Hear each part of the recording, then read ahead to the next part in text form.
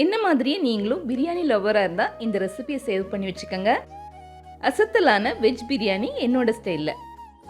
இதுக்கு ஒரு குக்கர் பேனில் பட்டை கிராம்பு ஏலக்காவோட பிரியாணி இலை கல்பாசியும் சேர்த்து தாளிச்சு விட்டதுக்கு அப்புறமா நீளமாக கட் பண்ண பெரிய வெங்காயத்தை சேர்த்து வதக்கிக்கலாம். இது வதங்கிட்டு இருக்கும் போதே இடிச்ச 10 சின்ன வெங்காயத்தையும் சேர்த்து நல்லா வதங்கினதும் இஞ்சி பூண்டு பச்சை மிளகாய் இது 3ஐயும் இடிச்சு சேர்த்துக்கலாம்.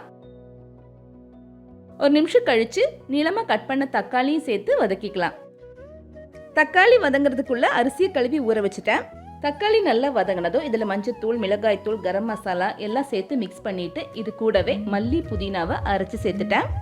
அடுத்து இதிலேயே பிரியாணிக்கு தேவையான காயெல்லாம் சேர்த்து ஒரு 2 நிமிஷம் கழிச்சு தேவையான அளவு தண்ணி, உப்பு ரெண்டும் சேர்த்து மிக்ஸ் பண்ணிட்டு 20 நிமிஷம் ஊறின பஸ்மதி அரிசி, அது கூடவே ஃப்ரெஷ்ஷான மல்லி, புதினா, கொஞ்சமா லெமன் ஜூஸ் எல்லாம் சேர்த்து ஒரு தடவை கலந்துட்டு 3 விசில் வச்சு எடுத்தா அருமையான பிரியாணி ரெடி.